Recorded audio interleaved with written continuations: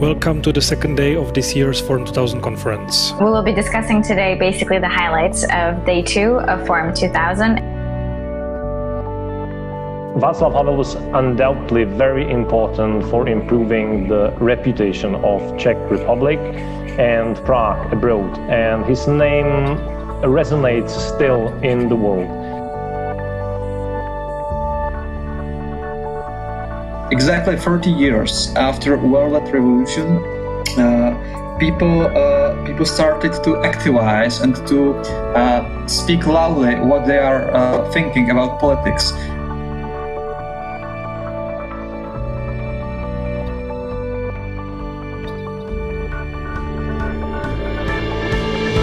For the first time is that people were taking to the streets not only to demonstrate against the government, but they were also demonstrating against their own political/sectarian leadership, which for Lebanon is quite unprecedented. People know what they are fighting for now. We should be also prepared for a possibility that Lukashenko will stay for some time, and we need to continue in our support to people like Svetlana in their struggle. It's time to get together and start setting up the rules. Will authoritarians shape the norms of the digital era? Let me answer this right away. No, or at least not without a fight. Here we want democratic rules to rule the digital world, not digital rules to rule the democratic world. Esto obviamente también es necesario despolarizar al pueblo, es unir al pueblo boliviano en una unidad estratégica, digamos. O sea, the best thing we can do is simply be strong and ready.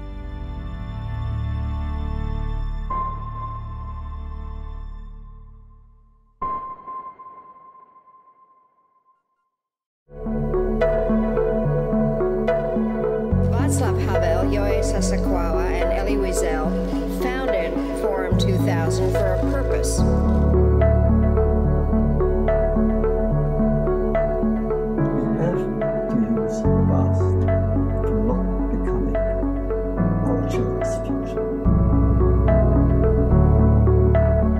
Thank you very much. I am honored to be here, and I want to thank President Havel for convening another extraordinary gathering of Forum 2000.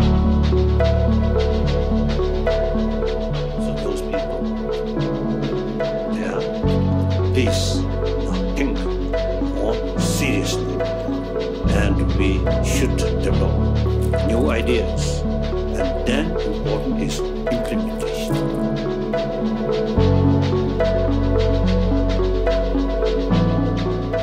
Dámy a pánové, vážení přítomní, já vás co nejsrdečněji vítám na konferenci Forum 2000.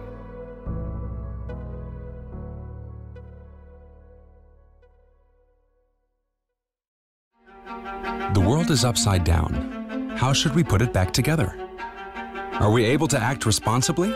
Can we work together, play by the rules, and restore solidarity? Let's use this crisis as an opportunity. A new world emerging? Watch the online Forum 2000 conference, October 12th to 14th.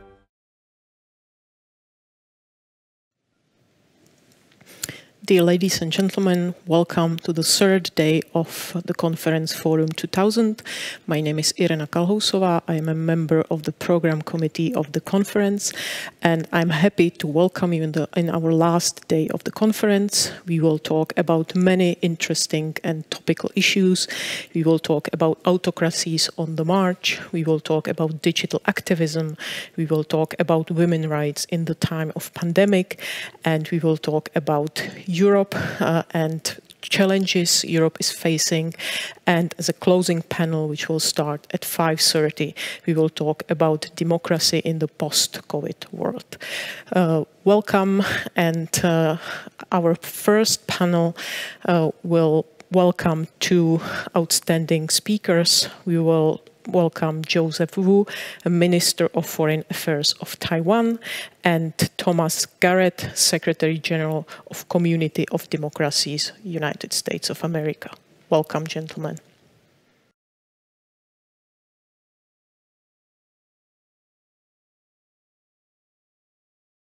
Dobry den. Let me begin by thanking Jakub Kleppo, Executive Director of this forum, for providing me the opportunity to speak at this conference and to express my utmost respect for late President Václav Havel. Decades after he left power, President Havel continues to inspire the world through his belief in democracy. I'm proud to say that for generations, the people of Taiwan have shared the same vision with President Havel and strive to create a decent and responsible democracy on this island. 2020 is laden with formidable challenges. The COVID-19 global pandemic presents both risks and opportunity. At the onset of the pandemic, the government of Taiwan quickly identified transparency as the key component in our anti-pandemic measures, and we have never deviated from democratic principles throughout the course of the fight against the virus. Taiwan's success in containing the pandemic has earned us the confidence and support of our people, as well as recognition and trust from countries worldwide. The Taiwan model stands as a proof of the efficiency and effectiveness of a democracy in face of major crises. We are ready to support the international society in the post-pandemic era.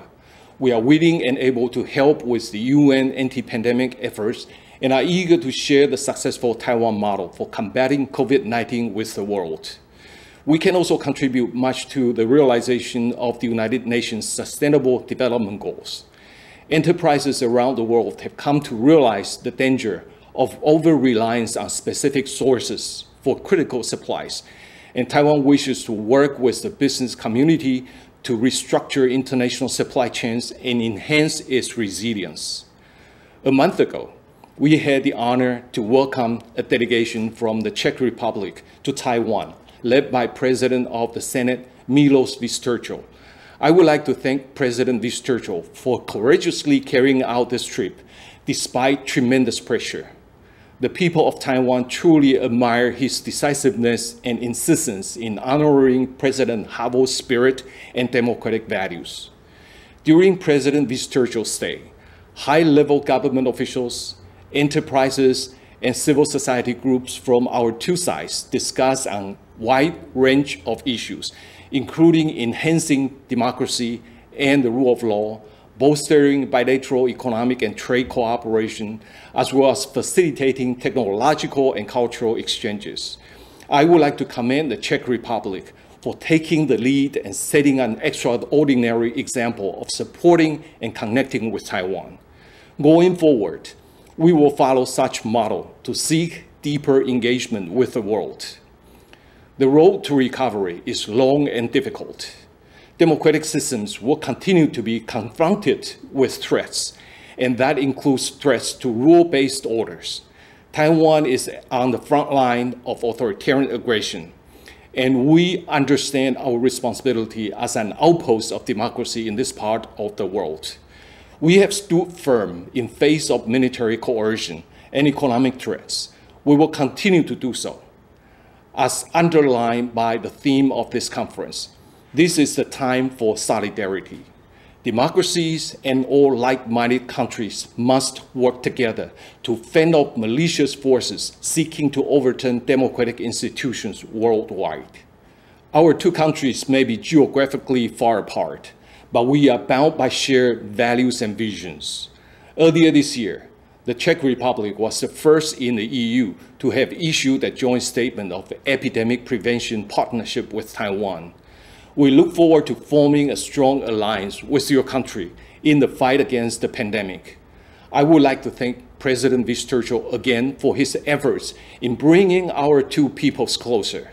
You can count on Taiwan as your steadfast supporter toward joint prosperity and the maintenance of a free and open society. Together, we will uphold the legacy of President Havel, and we will recover better together. Thank you. I would like to thank you for the invitation to the 24th Forum 2000 gathering. The issues that are to be discussed here are important during this time of serious challenges to democracy.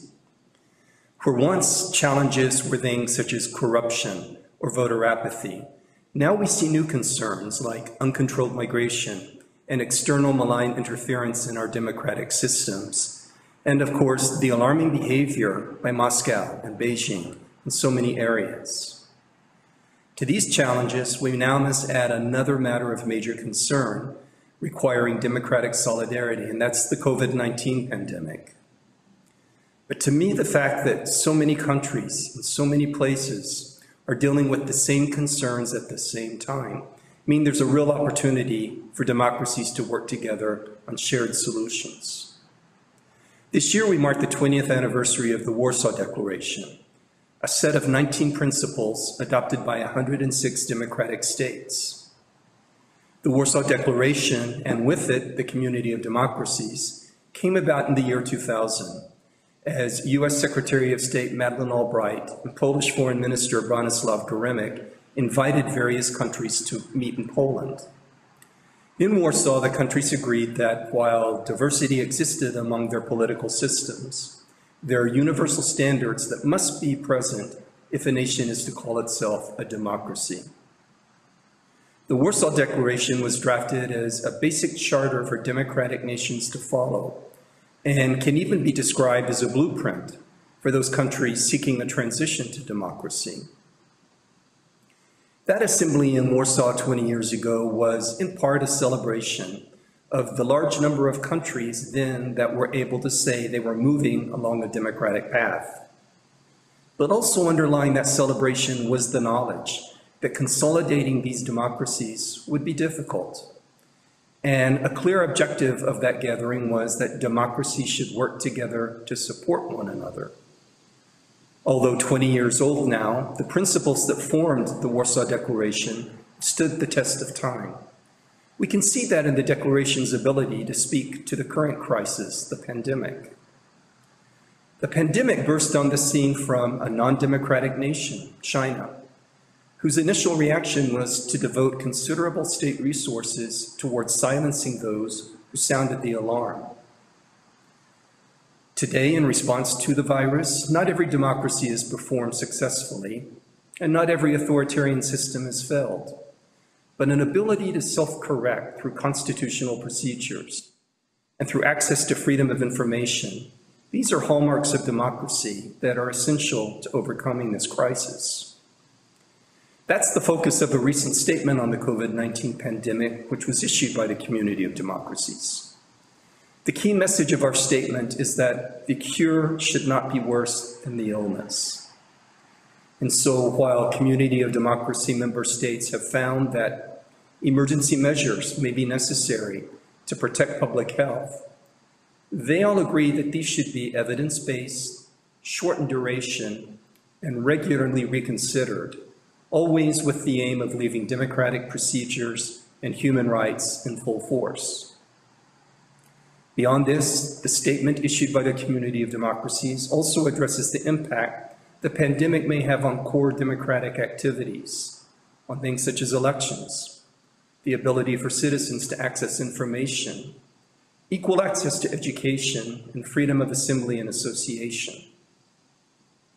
On a positive note, the statement says that times of crises can also be an impetus for change. Through the mobilization of civil society with innovations to democratic processes, and in the demands for reformed institutions and increased accountability, we see opportunities for positive developments emerging from the pandemic. So, as the world confronts the challenges posed by COVID-19, it is critical that the democratic nations of the world keep their shared principles in mind moving forward. In closing, I'd like to share with you a short video on the Warsaw Declaration's 19 principles, updated for today. Thank you very much.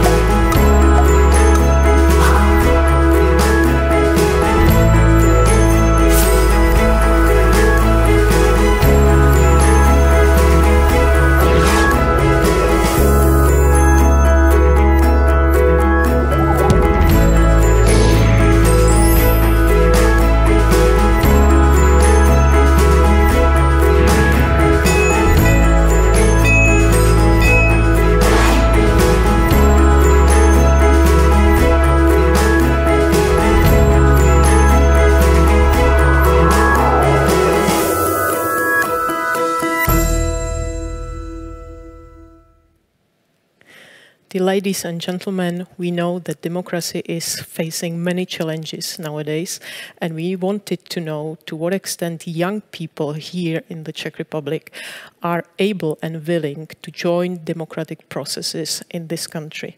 In order to learn about their feelings and their opinion about democracy, we asked NMS Market Research Group to run a survey among 2,000 young Czech people, and we asked them what they think about democracy.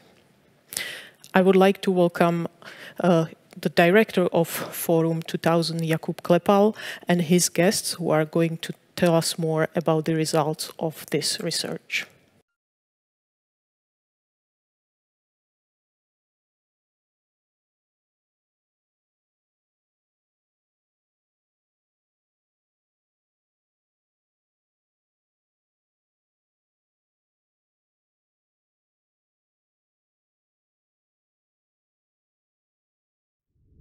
Today, we are about to discuss a little bit below the surface some of the issues that face democracy today.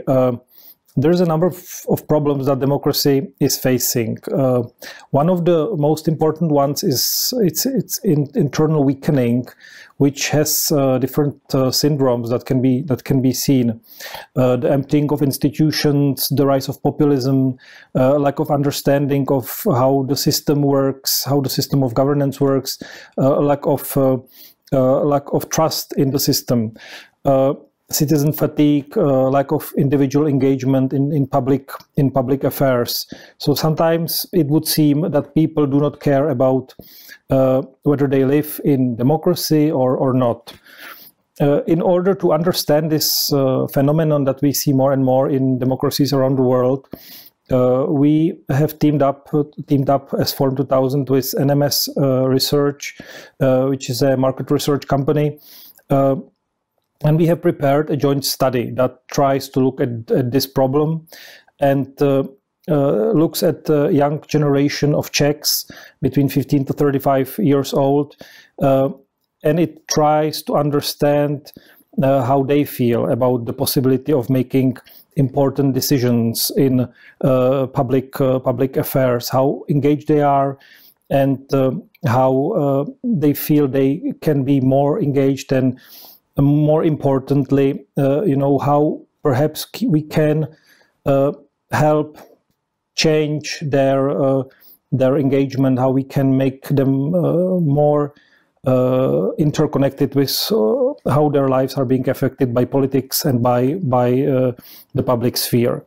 To discuss these issues, today we have with us Vít Pavliš and Martin Řípa of NMS Market Research, who together with their colleagues have conducted this research and this study. They have called the results of the research generation of mistrust, which doesn't seem very positive. So let's take a look at it. Maybe it's not as negative as it sounds. On the surface. So I would start with Vít Pavliš, one of the researchers, and I would like to ask him to summarize the main findings of the study. Okay, thank you, Jakub. So let's start with focusing on the attitudes towards the democracy and engagement in public affairs in general, because we were asking ourselves, and we were asking the young generation of Czech Republic, how are they satisfied with the state of society? How are they satisfied with the state of democracy? And we can say that they are a bit annoyed and resigned. We decided to call this generation the generation of mistrust, as you've already mentioned, and I'll try to sum up the reasons why. Firstly, it goes hand in hand with media being informed or being uninformed, because this has a big impact. There's simply too much information about what is going on and perceived often as very contradictory.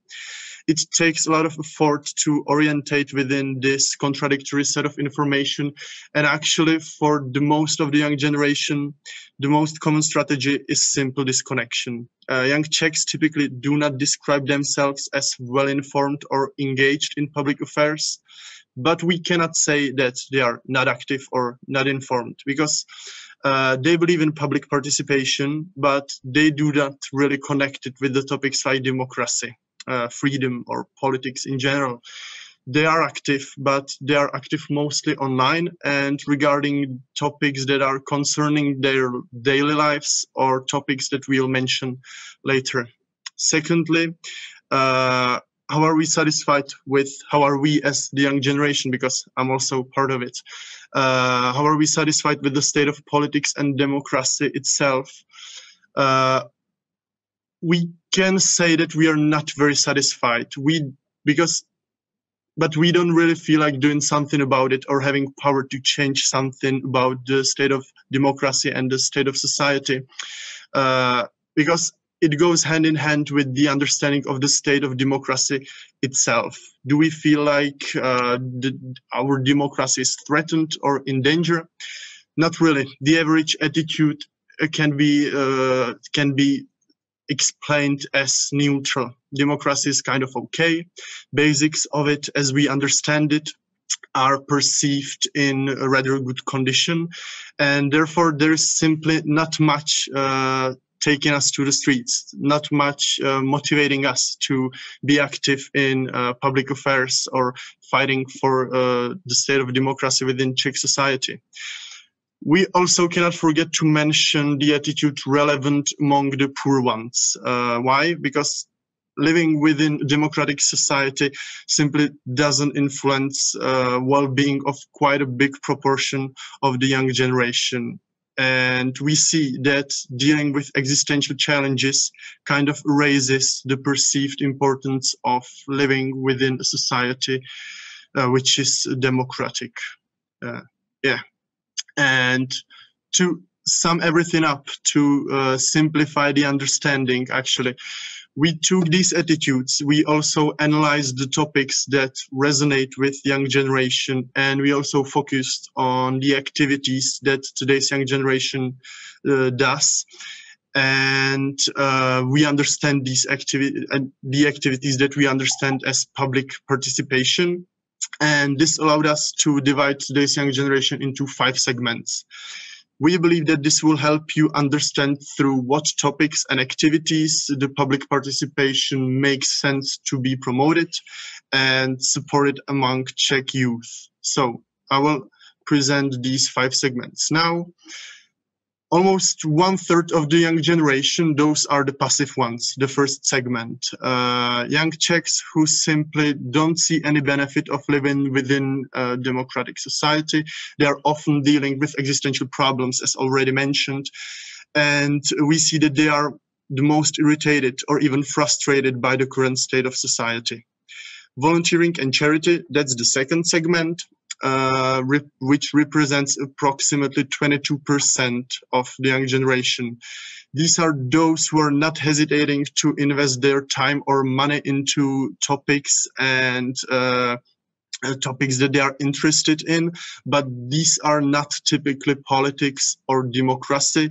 These are more often topics like local issues, environmental problems, animal rights, human rights or rights of minorities, etc. We see that public participation actually decreases with age, and the segment called online is the third segment. It represents 23% of the young generation, typically aged 25 plus, already participating only online. Less than 1/5 of us, those are the least satisfied with the state of democracy. The fourth segment, those are people who are regularly taking part in mass activities such as petitions or protests, and this is how we call the fourth segment. And the biggest fighters for democracy, that's the fifth segment. 8% of the young generation, youngs who are active online, active in charity, going to protests or signing petitions. Fighting for democracy, we could say, but they are very heterogeneous when it comes to their perception of the state of democracy and politics in general, and also very heterogeneous in terms of topics that resonate with them. Yeah. This is very fascinating. I mean, you basically are, if I, read this in a simplified manner, you are essentially saying that we have, let's say, three groups in the society. One of them is completely passive or mostly passive, which is about 1/3 of the society.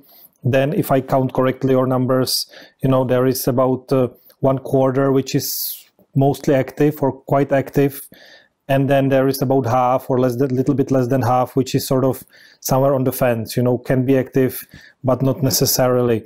So that, I think, can lead us to sort of my second question, how do we deal with that? What can be practical consequences of learning things like that? And I know there is much more information behind these segments, and we have the full study, so we will make that available online as well. But what can we learn based on these numbers in order to sort of motivate these people, motivate especially probably the let's say the half of the population which is on the fence, to get more active, to care more about the society that they live in? What can be the practical follow-up steps?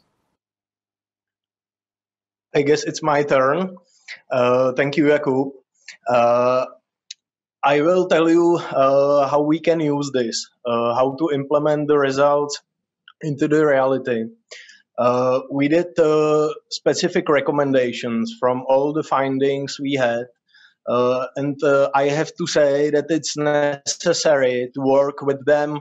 I mean, they are linked to each other, so you cannot work with them separately. You have to know context, and then you get the picture how to work with them. I chose three most important ones, but of course there are many of them within the research. So the first one, you will not support democracy by supporting democracy. This is basically about the term democracy itself.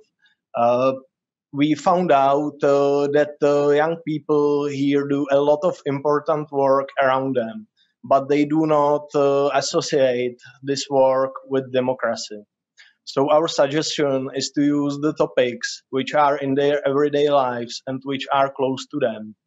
We know that this way can be a little bit complicated, but we are sure it's much smarter than simply say, let's support democracy here. We know these topics. There are, as I mentioned, many of them. It's, for example, freedom of speech and expression, freedom of movement, freedom of travel, and the right to vote is very important. What we have to do is that young people here need to know that these topics or conditions are not naturally here, and we have to care about them. So that's the first recommendation. The second one is go from bottom, go from local. We found out that young people misbelieve positive stories of people who have really changed something. So we should go, or you should go to localities, to regions, to municipalities to find out what is bothering them. Talk to them about it, because as Vítek mentioned, they are not satisfied in general, and we have to repair this from bottom. So our recommendation is to find local heroes and inspiring stories and actually prove that being active makes sense. And the third one is expand the scope of Forum 2000. And if we find a way how to deliver these topics, then we are sure that it's gonna work. Thank you, Martin. To conclude this short interview, do you feel, because we have done this research on the Czech society, we focused on Czech youth, but the situation is quite similar in many other places around the world, in many democracies. So do you feel that the outcomes of this research, the results of this research, are relevant to countries outside of the Czech Republic? We have been actually thinking about this question a lot during the research, and of course, right now unfortunately we don't have any data we could compare with this study, which was conducted just in Czech Republic. So my answer will be just theoretical. Originally, we thought that there could be some similarities, especially among we four countries, like, for example, Poland or Slovakia, because if we are thinking about this, we said that, okay, conditions and history were there similar, so maybe part of the research or some results can be the same for more countries. But then after the months within this research, we realized that the results are such a specific and complex that this cannot be simply said or compared with other countries, because we know that right now we know that it's not just about the political conditions or economical conditions. It's also about the mood among this generation. So long story short, we simply cannot say right now if this or that part of research is valid for other country or countries. I think it would be interesting to do absolutely the same research, the same methodology in other markets, and then we will see if there are any patterns or results which could move the democracy across the nations or across the countries.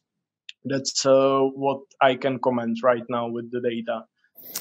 Well, thank you, Martin and Vítek.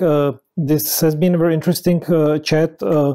We will certainly be following up on this. We look forward to our continuing cooperation, to somehow finding a way to build up on this research. Thank you very much for working with us on this, and I wish you all the best. Thank you too. Thank you as well, Jakub. We really enjoyed this research. Thank you. Yeah.